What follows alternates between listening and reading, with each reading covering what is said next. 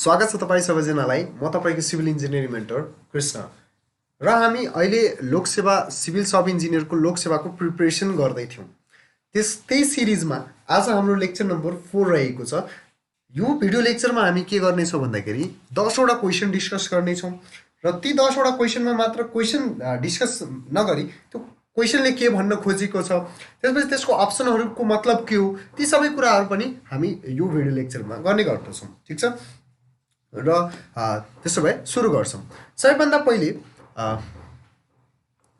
हाम्रो सिलेबस हेरौँ। सिलेबस यो हाम्रो सब्जेक्ट रहेको छ mechanic of structure and materials. त्यसको सिलेबस हाम्रो लोकसेवामा यी सबै रिलेटेड क्वेसनहरू यी सिलेबस अन्तर्गत रहेर नै सोध्ने गर्दछ। ठिक छ ल, त्यसो भए हाम्रो क्वेसन नम्बर 1, सबभन्दा पहिले क्वेसन नम्बर 1 ले हामीलाई के भनिरहेको छ त्यो हेरौँ।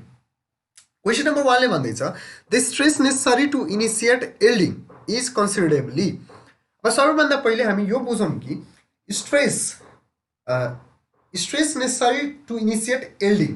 हामीले यो क्वेसन बुझ्नुभन्दा पहिले हामीले एउटा टर्म बुझ्नुपर्ने हुन्छ, एल्डिङ। हामीले यो बुझ्नुपर्छ एल्डिङ। एल्डिङ भनेको के हो? त एल्डिङ भनेको इलास्टिक लिमिट इन्ड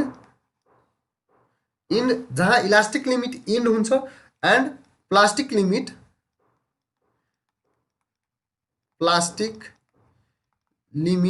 जहाँबाट स्टार्ट हुन्छ।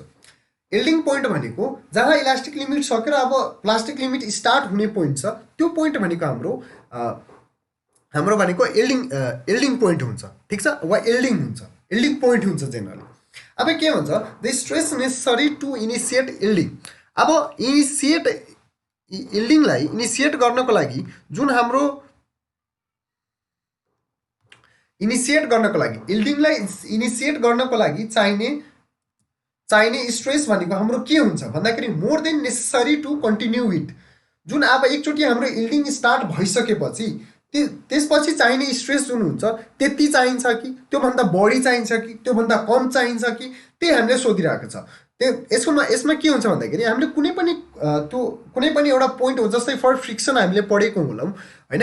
फ्रिक्सनमा हामीले स्टार्टिङ फ्रिक्सनलाई ओभरकम गर्न हामीले बडी फोर्स लाउनुपर्छ। त्यसपछि अब अरू जुन हाम्रो डाइनामिक फ्रिक्सन हुन्छ त्यसलाई ओभरकम गर्न हामीले कम फोर्स लाग्छ। भनेपछि यसको मतलब के हुन्छ, स्टार्टिङ पोइन्टमा कुनै पनि कुरालाई स्टार्ट गर्नको लागि हामीले अलिक बढी चाहिन्छ। अब एकचोटि मोसनमा आइसकेपछि वा एउटा स्टेटमा आइसकेपछि त्यसपछि हामीले त्यति फोर्स चाहिँदैन। त त्यसरी नै यहाँ पनि छ, जुन हामीले इनिसिएट गर्ने जुन छ त्यो more than necessary to continue it, less than necessary to stop it, less than necessary to continue it and more than necessary to stop it. अब यहाँ के भन्छ, 4वटा अप्सन दिएको छ जसमध्ये अप्सन नम्बर हाम्रो more than necessary to continue it. अब त्यो एल्डिङलाई कन्टिन्यू राख्नको लागि चाहिन्छ त्योभन्दा हामीलाई बढी स्टार्टिङमा त्यसलाई इनिसिएट गर्नको लागि चाहिन्छ। ठिक छ, आई होप बुझ्नु भएको छ होला। त्यस कारणले के हुन्छ भन्दाखेरि यसको अप्सन नम्बर ए हाम्रो यसको अप्सन रहेको छ, एन्सर रहेको छ। ठिक छ ल, त्यसो भए हामी क्वेसन नम्बर 2 हेर्छौँ। क्वेसन नम्बर 2 मा भन्छ the ratio of intensity of stress in case of suddenly load that to of gradually applied load. अब एउटा के हुन्छ भन्दाखेरि हाम्रो कुनै बडी छ है, कुनै बडीमा सडन लोड एप्लाई गर्यो, हामीले सडन लोड दियौँ, सडन इम्प्याक्ट लोड भन्यो, सडन लोड आयो त्यो बडीमाथि। त्यसपछि एउटा लोड छ, एउटा बडी छ, त्यसमा पहिलेदेखि नै लोड एप्लाइड छ, एउटा ग्रेजुअल लोड एप्लाइड छ है।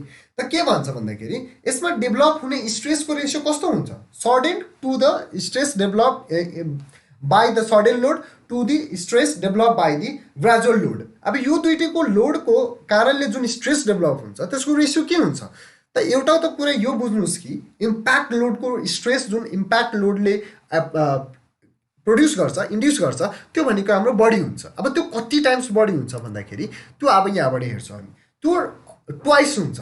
ठिक छ, कुरा बुझ्यौँ। जुन हाम्रो इम्प्याक्ट लोड हुन्छ, इम्प्याक्ट लोडले गर्दा जुन हाम्रो स्ट्रेस डेभलप हुन्छ त्यो ट्वाइस हुन्छ हाम्रो। ठिक छ, त्यो ट्वाइस हाम्रो हुन्छ। जस कारणले के भयो भन्दाखेरि यसको अप्सन हाम्रो रहेको छ twice. The ratio of intensity of stress, जुन स्ट्रेस डेभलप हुन्छ because of impact load is twice the stress develop due to gradual applied load. ठिक छ, आई होप तपाईँहरूले बुझ्नु भएको छ होला। त्यसपछि हाम्रो क्वेसन नम्बर 3 क्वेसन नम्बर 3 ले के भन्छ the stress at which the extension of material takes place more quickly as compare to the increase in load is called. अब यसमा के भन्छ भन्दाखेरि द स्ट्रेस एट व्हिच एउटा सर्टन स्ट्रेस त्यो स्ट्रेस के त्यो कुन स्ट्रेस हो त्यो स्ट्रेसलाई वा त्यो पोइन्टलाई के भनिन्छ the stress at which extension of material takes place more quickly एउटा त्यस्तो पोइन्ट आउँछ जब हामीले यसमा कुनै बडीमा फोर्स लगाइरहेका छौँ वा स्ट्रेस एप्लाई गरिरहेको स्ट्रेस लागिरहेको छ। अब एउटा त्यस्तो स्ट्रेस वा त्यस्तो एउटा पोइन्ट आउँछ जब कि युजुअल मानौँ पहिले हामीले सर्टेन लोड एप्लाई गर्दा एउटा सर्टेन फिक्स रेसियोमा यसमा चेन्ज आइरहेको थियो तर एउटा यस्तो पोइन्ट आउँछ जहाँ कि अनइभन चेन्ज आउँछ र धेरै छिटो पनि र धेरै बढी पनि। त त्यो स्ट्रेस भनेको त्यो पोइन्ट भनेको के हो हाम्रो त त्यो पोइन्ट भनेको पहिले अप्सन्स हेरौँ त्यसपछि हामी भन्छौँ। नम्बर 1 मा भन्छ ब्रेकिङ पोइन्ट हो कि प्लास्टिक पोइन्ट हो कि एल्डिङ पोइन्ट हो कि इलास्टिक पोइन्ट हो। हाम्रो के हुन्छ इलास्टिक पोइन्टमा एउटा चेन्जेस जुन हुन्छ हाम्रो त्यो एउटा सर्टेन चेन्ज हुन्छ त्यसको फिक्स हुन्छ त्यो जुन चेन्ज हामी देख्छौँ त्यो फिक्स हुन्छ ठिक छ यो हाम्रो चेन्ज फिक्स हुन्छ। तर एउटा यो जुन हाम्रो स्टेट आएको छ सेम मानौँ कि यहाँ पनि 5 kilo newton fold load apply गरेका थियौँ यहाँ पनि 5 किलो न्युटन नै यसरी मतलब कि हामी ग्रेजुअली इन्क्रिज गर्दै गयौँ तर यहाँ जब हामीले 5 किलो न्युटन एप्लाई गर्दाखेरि यति चेन्ज आइदियो हाम्रो यति चेन्ज हामीले हेर्न सक्यौँ हेरिरहेको छौँ सडन पनि भयो बडी पनि भयो र अलिक सडन पनि क्विकली पनि भयो। त यो पोइन्ट भनेको के हुन्छ भन्दाखेरि बडी जब इलास्टिक लिमिट क्रस गरेर प्लास्टिक लिमिटमा छिर्छ त्यति बेला यो चेन्ज देखिन्छ। त्यस कारणले यो के हुन्छ भन्दाखेरि यो पोइन्ट कुन पोइन्ट हो जति बेला ट्रान्जिसन फेज आउँछ एउटा प्लास्टिक इलास्टिक लिमिटबाट प्लास्टिक लिमिटमा जान्छ त्यो भनेको हाम्रो एल्डिङ पोइन्ट हो। त्यो पोइन्ट भनेको हाम्रो एल्डिङ पोइन्ट हो जब बडीमा त्यो सडन इलोङ्गेसन वा बडी एक्सटेन्सन आउँछ र क्विकली पनि हुन्छ ठिक छ जस कारणले यसको एन्सर हाम्रो रहेको छ सी द्याट इज एल्डिङ पोइन्ट ठिक छ। त्यसपछि भन्छ हाम्रो क्वेसन नम्बर 4 ले भन्छ when the equal and opposite force applied to a body tends to elongate it then stress produced is called। पहिला अप्सन्सहरू हेरौँ when equal and opposite के भन्छ भन्दाखेरि एउटा बडी माथि हाम्रो यो बडी रहेको छ यो बडी माथि हामीले इक्वल मानौ 5 किलो न्युटन यता पनि 5 किलो न्युटन यता पनि इक्वल फोर्स लगाएको छौँ हामीले इक्वल फोर्स लगायौँ ठिक छ यो बडी माथि हामीले इक्वल फोर्स लगायौँ र इक्वल फोर्स लगाएपछि अब के भयो भन्दाखेरि यो बडीमा सर्टेन चेन्ज आयो मानौ कि यो इलोङ्गेट भयो अरे यो बडी इलोङ्गेट भयो भनेपछि यो बडी इलोङ्गेट भइरहेछ भनिरहेछ यो बडी इलोङ्गेट भयो अरे when the equal and opposite force applied to a body tends to elongate it then stress produced is called। अब यो बडीमा हामीले के गर्यो भने फोर्स लगायौँ यो बडीमा फोर्स लगाएपछि यो बडी इलोङ्गेट भयो त यसको कारणले के भयो भने स्ट्रेस प्रड्युस भयो। त्यो स्ट्रेस कस्तो हो भन्दाखेरि जुन स्ट्रेसले वा जुन हाम्रो फोर्सले के भन्छ भन्दाखेरि बडीको क्रस सेक्सन चेन्ज गर्छ ठिक छ इलोङ्गेसन ल्याउँछ त्यस्तो स्ट्रेस छ भने टेन्साइल स्ट्रेस हुन्छ फोर्स छ भने टेन्साइल फोर्स हुन्छ जस कारणले अब हामीले अप्सन भन्न सक्छौँ अप्सन नम्बर बी जुन हाम्रो रहेको छ टेन्साइल स्ट्रेस यसको एन्सर ठिक छ। इक्वल एन्ड अपोजिट जसले चाहिँ इलोङ्गेसन क्रिएट गर्छ ठिक छ इलोङ्गेसन क्रिएट गर्छ त्यस्तोले हामी आइदर फोर्स छ भने टेन्साइल फोर्स स्ट्रेस छ भने टेन्साइल स्ट्रेन ठिक छ ल थ्याङ्क यू। त्यसपछि अब हामी क्वेसन नम्बर 5 मा हेर्छौँ। क्वेसन नम्बर 5 ले के भनिरहेछ as elastic limit reaches the tensile strain। अब हाम्रो इलास्टिक लिमिट सकिने बेला भएपछि वा इलास्टिक लिमिट एउटा आउँछ जसपछि अब त्यसपछि हाम्रो पोइन्ट चेन्ज हुनेवाला छ अर्को फेजमा जानुवाला छ अर्को हाम्रो प्लास्टिक लिमिट होस् या अर्को फेजमा जानुवाला छ त्यो पुगेपछि इलास्टिक लिमिट एउटा बडीमा को इलास्टिक लिमिटमा पुगेपछि त्यसपछि टेन्साइल स्ट्रेनमा के चेन्ज आउँछ टेन्साइल स्ट्रेन। अब स्ट्रेन भनेको के हुन्छ भन्दाखेरि change by its original dimension. For example यदि हामीले लेन्थको कुरा गऱ्यो भने हामीले लेन्थमा चेन्ज लङ्गिट्युडनल स्ट्रेनको कुरा गऱ्यो भने लेन्थमा change in length by original length जुन हाम्रो यो भनेको स्ट्रेन हो यदि हामीले लङ्गिट्युडनल स्ट्रेनको कुरा गऱ्यौँ भने ठिक छ। अब यसमा के हुन्छ जब इलास्टिक लिमिटमा पुग्छ बडी त्यसपछि टेन्साइल स्ट्रेनमा के चेन्ज आउँछ decrease more rapidly increases more rapidly decreases in proportional to stress increases in proportional to stress के भन्छ त्यहाँ के कस्तो चेन्ज आउँछ त्यहाँ चेन्ज आउँछ भन्दाखेरि अब पहिला यो हेरौँ जब हाम्रो बडी इलास्टिक लिमिटबाट प्लास्टिक लिमिटमा जान्छ त्यसमा बडी फर इक्जाम्पल लेन्थमै चेन्ज आएर छ भने अलिक बढी चेन्ज आउँछ ठिक छ भनेपछि टेन्साइल स्ट्रेन के भयो इन्क्रिजेस मोर रेपिडली, हो कि न? एउटा पहिले इलास्टिक लिमिटमा रहँदा एउटा सर्टेन पार्टिकुलर चेन्ज आउँथ्यो, स्लोली चेन्ज आउँथ्यो, देखिन्थ्यो एउटा सर्टेन रेसियोमा फिक्स हुन्थ्यो। तर यसमा के हुन्छ भन्दाखेरि जब इलास्टिक लिमिट क्रस हुन्छ वा पुग्यो, इलास्टिक लिमिट पछि अब क्रस हुनुवाला छ, त्यसपछि एउटा टेन्साइल स्ट्रेन्थ यसमा सर्टेन बढी चेन्ज आउँछ, इन्क्रिज मोर रेपिडली। ठिक छ, त्यस कारणले यसको रहेको छ एन्सर रहेको छ हाम्रो अप्सन नम्बर बी। त्यसपछि भन्छ क्वेसन नम्बर 6 ले हाम्रो dead load of a member is.